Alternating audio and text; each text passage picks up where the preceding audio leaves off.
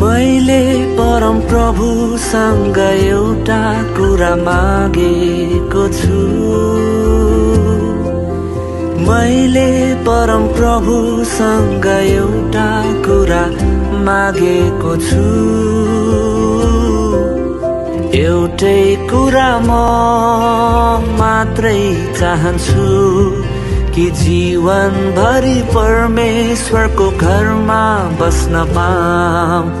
एउटै कुरा म मात्रै चाहन्छु कि जीवनभरि परमेश्वरको घरमा बस्न पाऊँ।